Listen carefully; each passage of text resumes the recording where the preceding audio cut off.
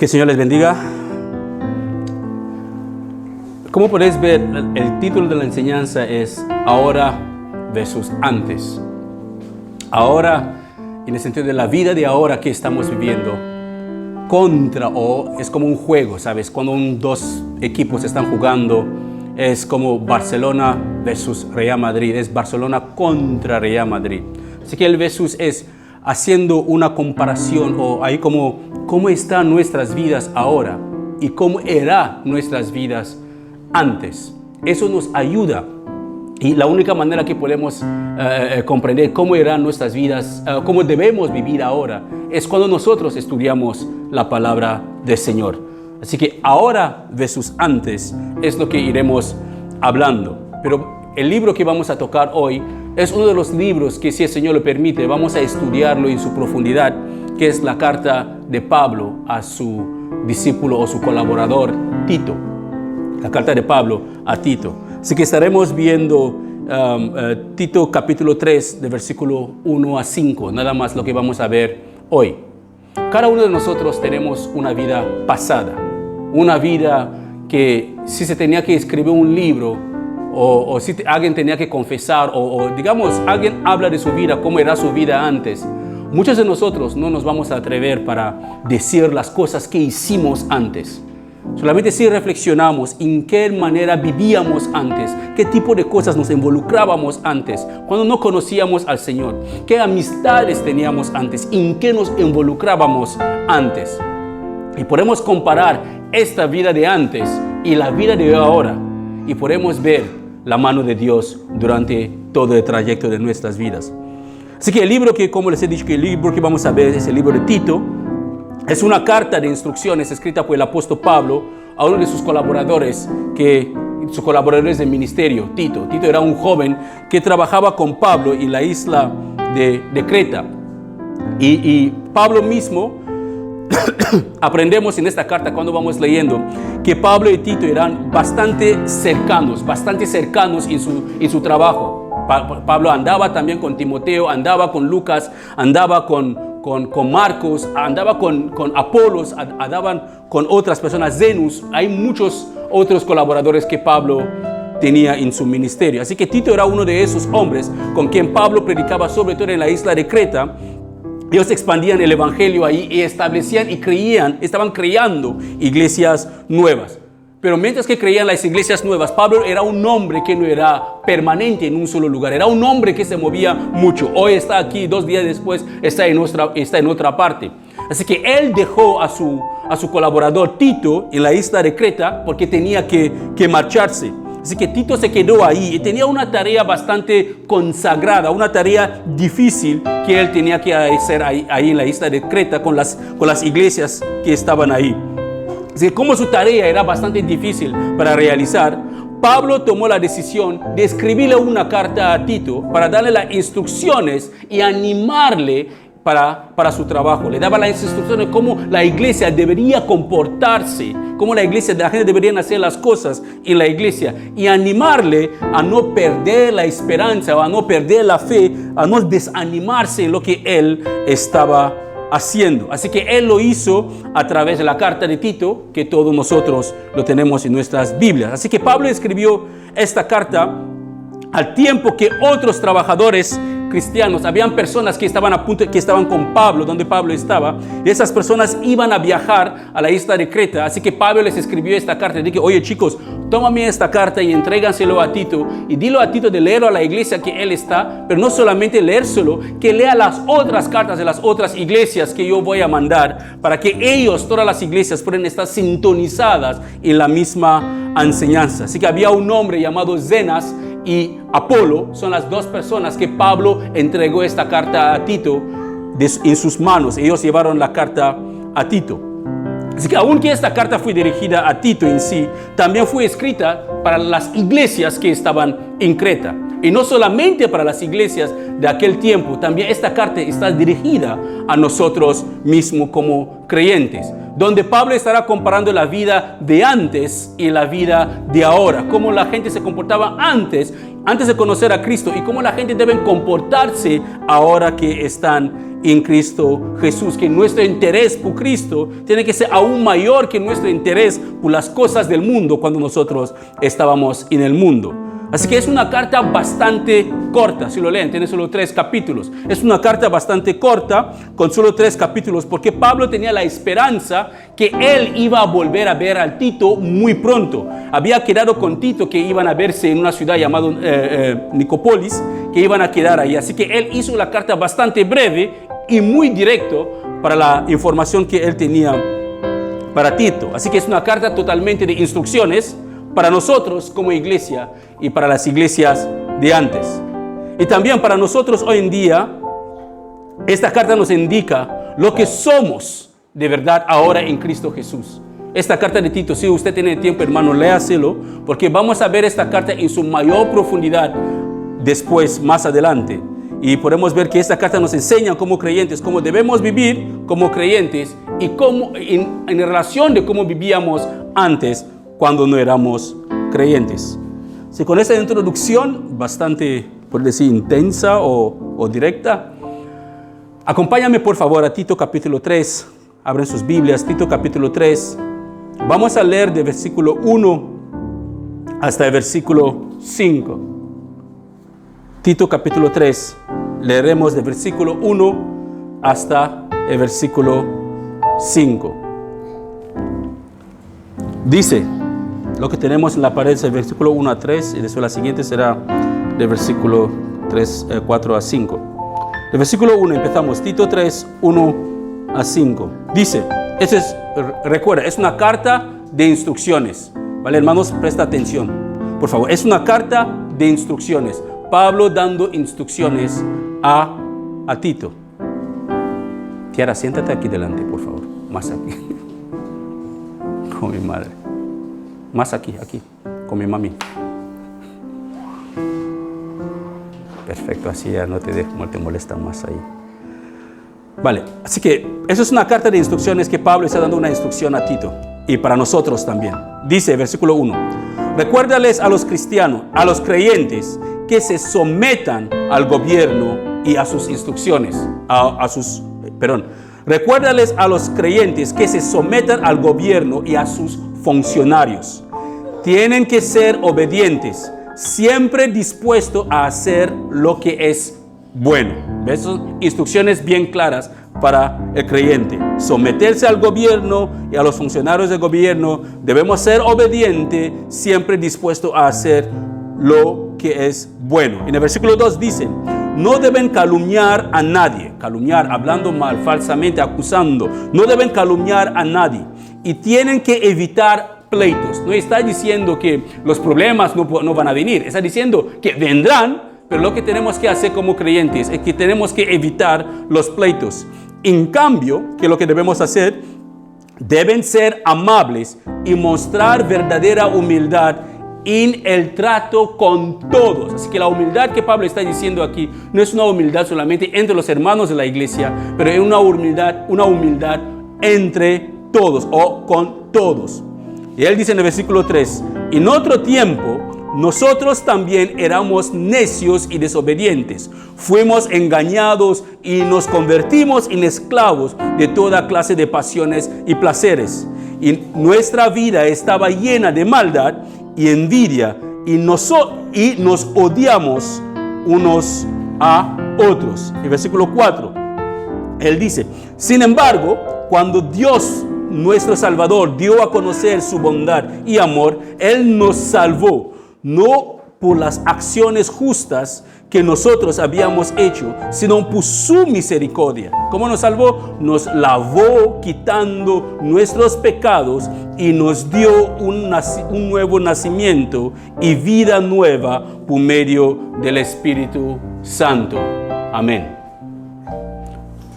Vamos a empezar leyendo desde el primer versículo. Vamos a ir, elaborando versículo por versículo para que podamos comprender estas instrucciones que Pablo dio a la iglesia de Creta y que también nos corresponde a nosotros. Así que en el versículo 1, lo que Pablo está diciendo aquí, que los creyentes no se sometan a todas las órdenes del gobierno, aunque dice que hay que someterse a las órdenes de gobierno y a sus funcionarios. Pero sabemos bíblicamente que no estamos obligados a someternos en algunas órdenes que van contra la palabra del Señor. Una de esas órdenes que podemos recibir en algunos países donde la Biblia está prohibida, que leer la Biblia es un delito, congregarse es un delito, donde los creyentes no pueden orar en público, no pueden hablar de su fe, no pueden evangelizar.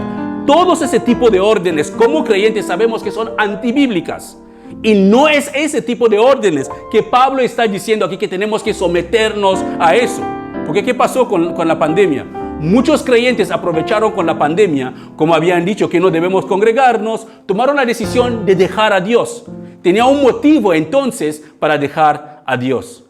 No congregarse durante la pandemia, que era como una ley nacional aquí en España, o porque era solamente en España y en Europa. Algunas de esas leyes fueron muy implementadas.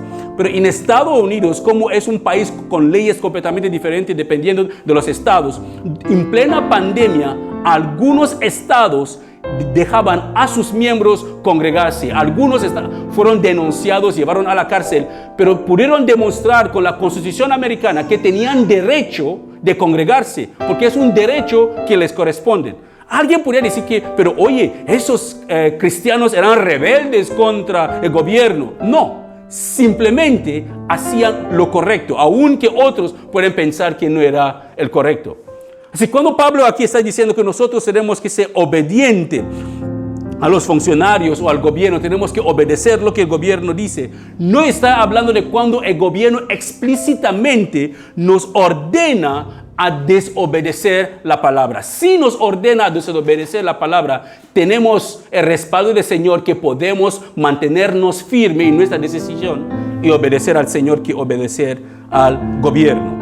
Tipo de órdenes que hoy en día recibimos durante la pandemia es: las mascarillas deben ser llevadas en el transporte público. Ese tipo de órdenes no es un pecado si la obedecemos. Debemos obedecer ese tipo de órdenes. Todo creyente debe andar con una mascarilla en el transporte público. Debe llevar una mascarilla en el avión, que llevamos en el avión todo el trayecto de ida y todo el trayecto de vuelta. Esas son órdenes que ponen los gobiernos o las aerolíneas. Eso no es un pecado cuando nosotros las obedecemos, pero será un pecado cuando nos prohíbe orar y nosotros tomamos la decisión a no orar porque decimos que el gobierno nos ha prohibido orar. Así que tenemos que tener esa parte bastante clara, tener discernimiento para saber lo que la Biblia exactamente nos permite hacer, que para Dios no es desobediencia, y los que sí hacemos según el gobierno o el país en el cual nos encontramos, que sí lo hacemos, estaremos pecando yendo contra el gobierno en sí. Así que téngalo bien claro. Cuando Pablo dice, recuérdales a los creyentes que se someten al gobierno y a sus funcionarios, no significa que tenemos que ir contra la palabra de Dios porque queremos obedecer esta porción de la Biblia. No es lo que está diciendo. Hay cosas que el gobierno y los funcionarios pueden poner como mandatos o órdenes que no van en contra de la palabra. Como robar está mal. Sabemos que la Biblia dice que robar está mal. Y el gobierno y los funcionarios dicen que si uno roba, si uno es corrupto, ¿qué pasará con la persona? Irá a la cárcel. Esas cosas nosotros como creyentes debemos obedecerlas. En el versículo 2 Pablo sigue diciendo aquí, dice que los que causan división en la iglesia siempre empiezan, o ¿qué tenemos que hacer? Está evitando que no debe haber personas que causan división en la iglesia o pleitos. Si se acuerdan muy bien, el domingo pasado estuvimos hablando de eres de los que dividen o unen a la iglesia. Y hablamos y citamos este pasaje de Tito capítulo 3 versículo 2 de lo terrible y lo triste que es cuando hay una congregación, una persona que su trabajo es causar diserción o división entre los hermanos. Porque hay un salmo que dice que cuán bueno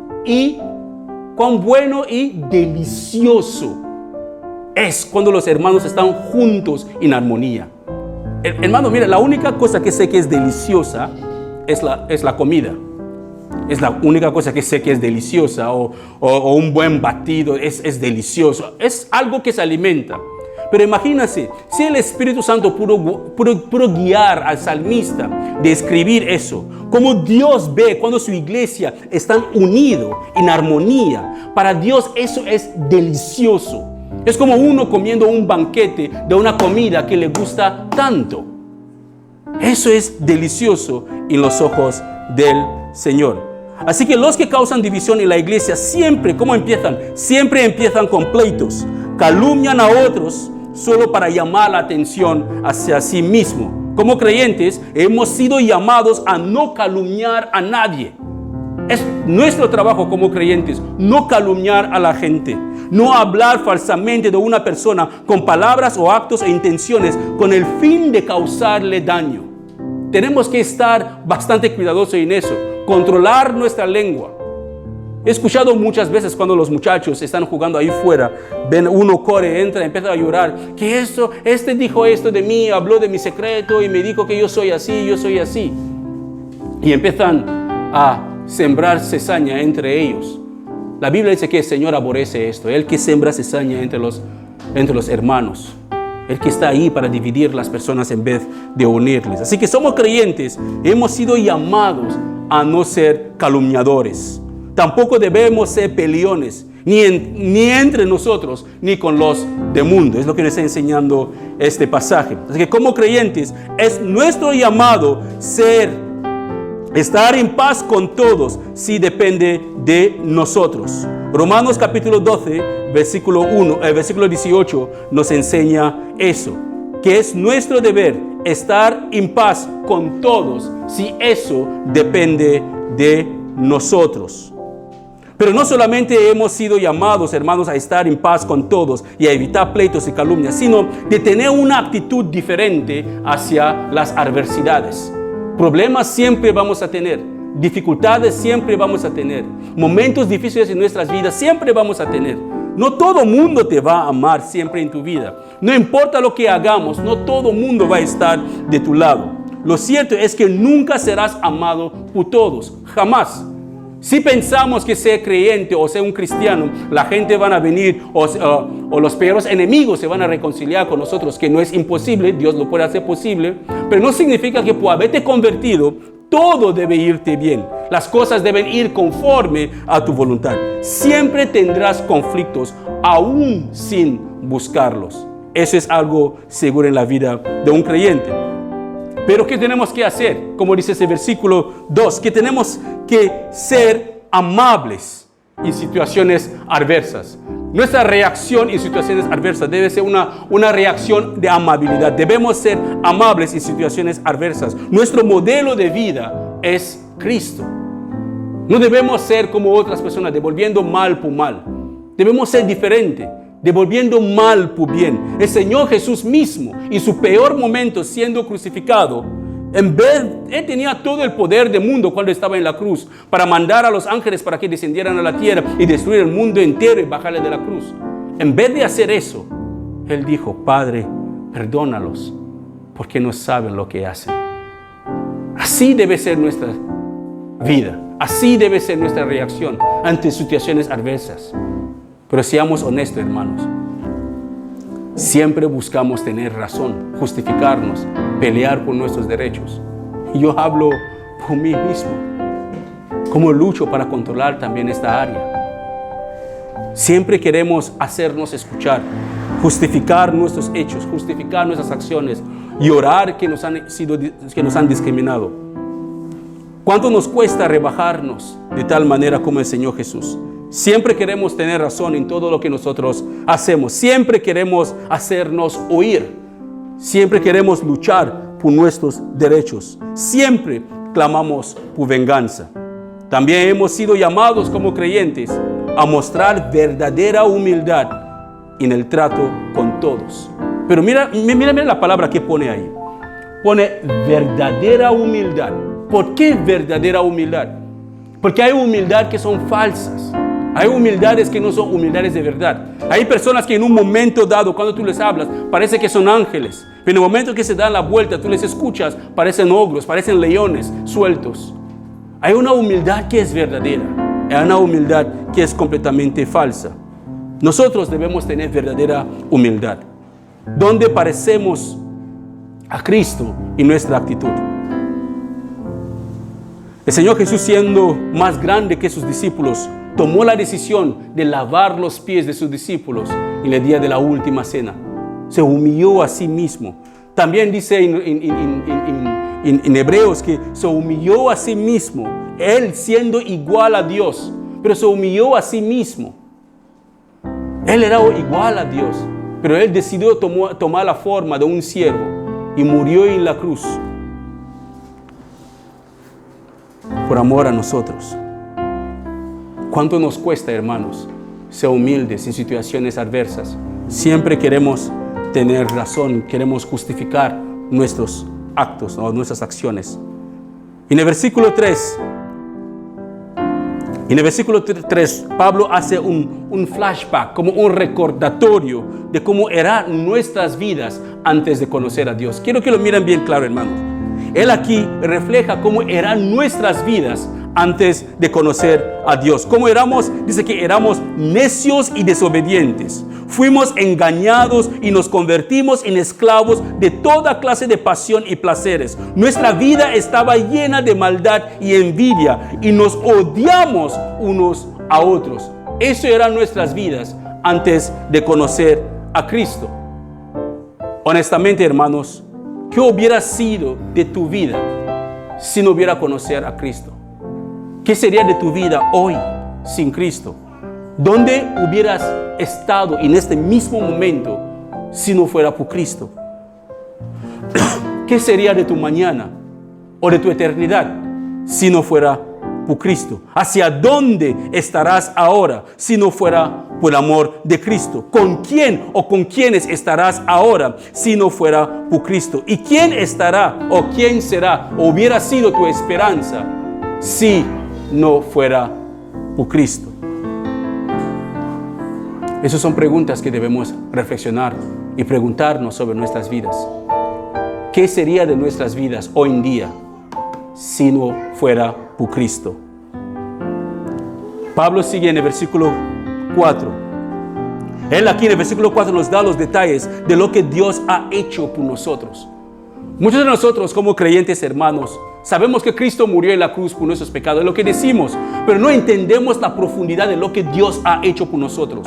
Por eso que vivimos vidas mediocres como cristianos, vidas fáciles, un cristianismo completamente light.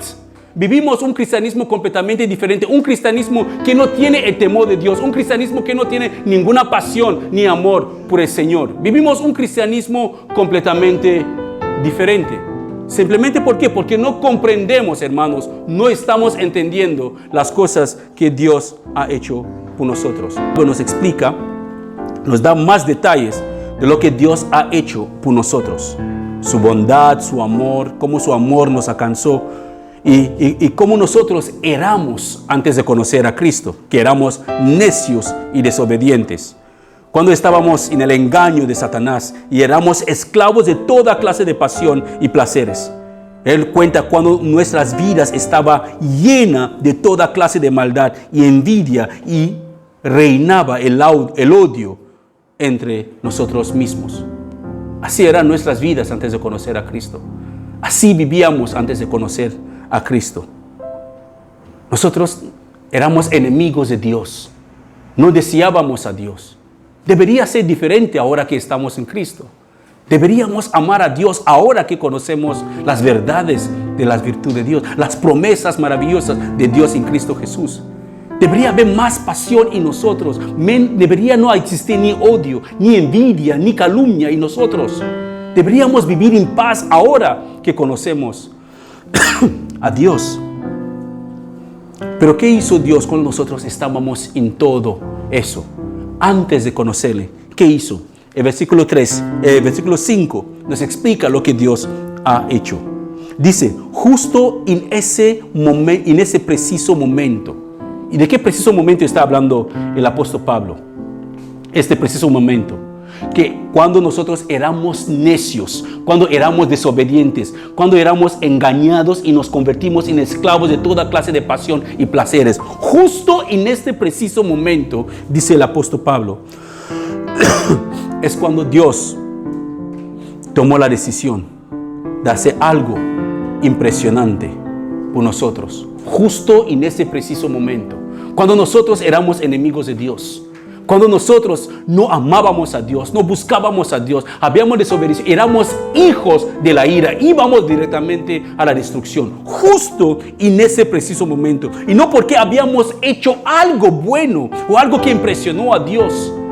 No hay nada bueno en nosotros, hermanos, no se engañe.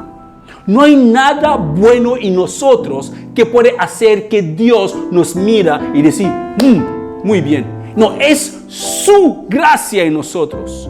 Es la justicia de Cristo en nosotros que hace que Dios nos mira como personas.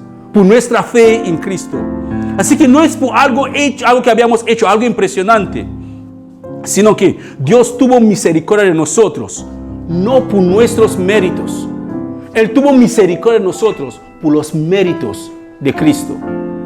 Así que si usted tiene lo que tiene usted ahora, si usted es cristiano ahora, si usted puede decir que es hijo o hija de Dios, no es porque hiciste algo, es porque Jesús hizo algo. Todo lo que somos en Cristo, todo lo que tenemos es en Cristo, todo lo que seremos, todo está en Cristo. Todos nuestros méritos no son nuestros, son los méritos de Cristo. Todas las promesas de Dios, que cosas que ojos no han visto, ni oídos han oído, ni han subido en los corazones de los hombres, que Dios tiene preparado para los que le aman y le temen, es en Cristo. No podemos recibir nada de Dios fuera de Cristo. Todo lo que tenemos son por los méritos, o es por el mérito de Cristo. Cuando nosotros decidimos creer en Cristo como nuestro Señor y Salvador, Dios nos regaló esa salvación. Dios nos salvó de la vida corrupta y la vida de esclavitud que antes nosotros vivíamos. Nos liberó del juicio venidero que estaba planeado por nosotros. Escucha bien lo que dice la segunda parte justo aquí, a partir de aquí.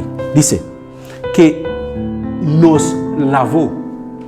Pero ojo, Él no nos cogió y nos puso dentro de un guacal o una bañera y nos lavó con agua. No es eso. Él nos lavó, no con agua, sino que nos lavó con su palabra. Porque es la palabra de Dios que purifica nuestros corazones. Es la palabra de Dios que nos hace enamorarnos más de Él. Por eso que una persona que no estudia la palabra de Dios se aburre cuando escucha la palabra de Dios. Una persona que no tiene ninguna relación con Dios se aburre cuando una conversación está centrada con Dios. Una persona que es religiosa se aburre en el medio de cristianos cuando hablan de las maravillas de Dios, cuando ellos están ahí hablando de la palabra de Dios. Una persona que no tiene nada que ver con Dios se aburre de todo eso. Dice que Él nos lavó, pero ojo, no nos lavó con agua, sino con su palabra, que purifica nuestros corazones cuando nosotros la estudiamos. Dice, nos lavó quitando nuestros pecados y nos dio un nuevo nacimiento y vida nueva por medio del Espíritu Santo. Nos lavó, quitó todos nuestros pecados y nos dio un nuevo nacimiento y nos dio una vida nueva. Todo a través de su Espíritu Santo. Es tal como declara la palabra, que si alguno está en Cristo, ¿qué es? Es una nueva criatura. Es una nueva criatura. No es que es una nueva persona, sus ojos tienen que cambiar, o su nariz tiene que cambiar, o sus oídos tienen que cambiar físicamente, o su pelo tiene que... No, es una nueva criatura espiritualmente hablando. Sus deseos ya no son lo mismo. Su pasión ya no es la misma pasión de las cosas del mundo. Ya no es atraída por los placeres del mundo. Ya es atraída solamente por las cosas del Señor. Eso es un cambio espiritual, un nuevo nacimiento espiritual. No significa que nunca tendrás problemas. Cuando la Biblia dice que uno es nuevo en Cristo, no significa que ya no tienes problemas. El otro día estuve hablando con un hermano y es un hermano creyente también que ama al Señor y le expliqué sobre las consecuencias de nuestros pecados. Pero me dijo, no, hermano, no puede haber consecuencia por nuestros pecados si nosotros estamos en Cristo, porque la Biblia dice que si alguno está en Cristo, nueva criatura es. Dice que sí, no dice que si alguno está en Cristo, las consecuencias de sus pecados están quitados. Si yo era cristiano antes, imagínate que yo no soy cristiano ahora, y salgo y voy robando, y hay una cámara de vigilancia que me ve robar o asesinar o lo que sea, y desaparezco, me voy a Camerún y vivo en Camerún durante 5 años, mientras tanto la policía me busca. Y un día vengo a Barcelona para una campaña evangelística que me invitan. Y llegando al aeropuerto la policía me pilla y sale mi foto otra vez que este es el criminal que robó y asesinó hace 10 años. Pagaré las consecuencias de la ley terrenal por eso. Aunque yo les diga que no, yo ahora soy un hombre nuevo en Cristo Jesús. Ya cambié, mi vida cambió. Hay unas consecuencias por nuestros actos pasados. David tuvo consecuencias por algunas malas decisiones que él tomó. Nosotros también tenemos consecuencias cuando tomamos decisiones equivocadas en nuestras vidas. Aunque Dios perdona nuestros pecados, a veces vivimos en esta tierra y pagamos las consecuencias de esas malas decisiones que hemos tomado. Dios sigue estando ahí con nosotros en esas decisiones o en el resultado, la consecuencia que estamos pagando. Dios sigue estando ahí con nosotros. No significa que siendo una nueva persona en Cristo Jesús tus problemas desaparecen. Quizás cuatriplican, se vuelven aún peor. Los que antes se saludaban quizás dejarán de saludarte. Los que te amaban antes dejarán de amarte. ¿Por qué? Por causa de Cristo, es normal. Ser cristiano no es nada famoso, no trae ninguna fama ni gloria, trae más problemas. Porque el Señor Jesús lo dijo, si alguno quiere venir en pos de mí, ¿qué tiene que hacer? La primera cosa, tiene que negarse a sí mismo. Negarse a sí mismo es tomar la decisión que tus deseos, tus pasiones ya no son primordiales. Te niegas a ti mismo. Tomar la cruz, ¿qué significa? Estar dispuesto a sufrir por Cristo. Tienes que negarte a ti mismo. Tomar tu cruz, no solamente algunos días, de los domingos o los lunes. Tienes que tomar tu cruz todos los días. Estás dispuesto a sufrir por Cristo todos los días antes de empezar a seguirle. Así que ya no eres esclavo o esclava de pecado si estás en Cristo Jesús. Tus pecados están perdonados y ahora tienes el Espíritu Santo en ti para guiar tu vida hacia una imagen, hacia la imagen de Cristo Jesús. Es lo que Pablo está diciendo aquí. Él nos salvó, no por las buenas acciones que nosotros hicimos. No hicimos nada bueno para que Dios nos salvó. No hay nada bueno en nosotros que por hacer que Dios nos salva. Él nos salvó por los méritos de Cristo. No por las buenas acciones justas que nosotros habíamos hecho, sino por su misericordia. Nos lavó quitando nuestros pecados y nos dio un nuevo nacimiento y vida nueva por medio del Espíritu Santo. Qué bueno es Dios, hermanos. Qué bueno es Dios. Y debemos valorar lo que Él ha hecho por nosotros, de la manera que nosotros vivimos nuestras vidas. Terminamos con esta conclusión. Ahora somos nuevas criaturas en Cristo Jesús. Nuevas criaturas de lo que éramos antes. Ahora y antes. Ahora no somos de las mismas personas que sus vidas estaban marcadas sin ser calumniadores, personas que causaban pleitos. No somos de los que vivían en placeres o deleites desordenadas, placeres carnales. Ahora esas pasiones ya no deben formar parte del cuerpo de Cristo. No debe formar parte de la vida de un creyente. Lo mismo Pablo aconsejaba a la iglesia de Creta. Lo mismo la palabra nos aconseja a nosotros. Como creyentes, nuestras vidas deben ser diferentes. La vida de creyente es marcada con los atributos de Cristo. Es una persona amable y es una persona humilde. Es una persona amable y es una persona humilde. No solamente con los de la iglesia, pero es amable y humilde con todos. Con todos. Los que no son creyentes. La vida de un creyente debe ser lleno de amor. Lleno de amor. No solamente por los de la iglesia, pero lleno de amor con todo. Debe ser una persona bondadosa, ¿Por qué? ¿Por qué? Porque ha experimentado el amor y la bondad de Dios. Si nosotros no hemos experimentado el amor y la bondad de Dios, ¿cómo podemos expresar amor y bondad a otros? Si somos solamente egocéntricos, es simplemente porque no hemos apreciado la bondad y el amor de Dios. La vida de un creyente no es una vida llena de calumnias ni de pleitos.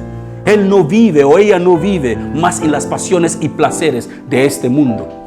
Las pasiones y los placeres de este mundo ya no forman parte de su vida, ya no lo controlan.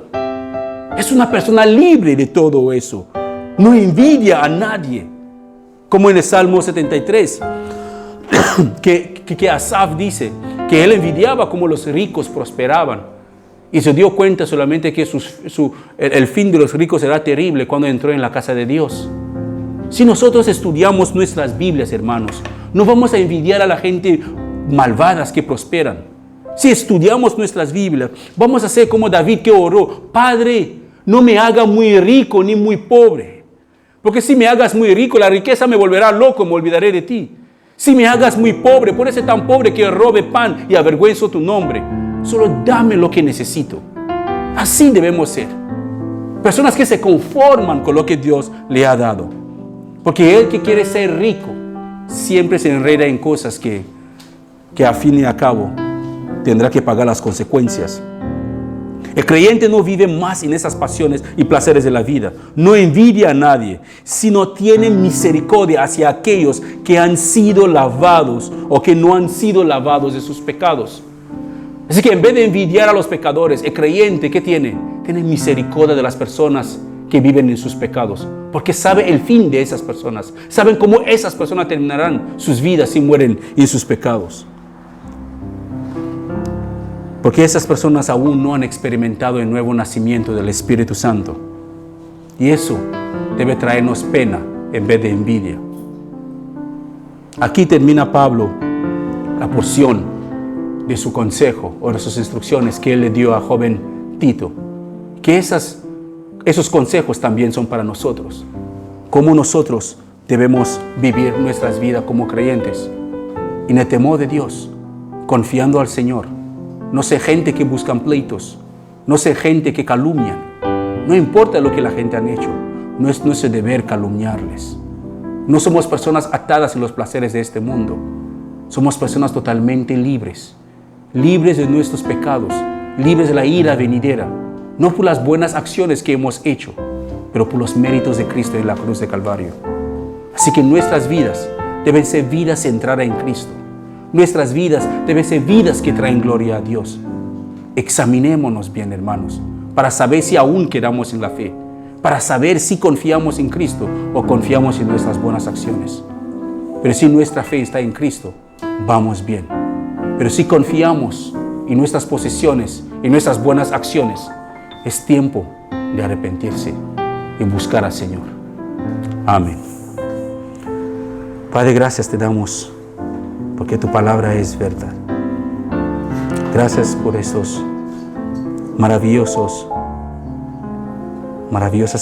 exhortaciones plasmadas en tu palabra, no solamente para la iglesia de Creta, sino para nosotros también.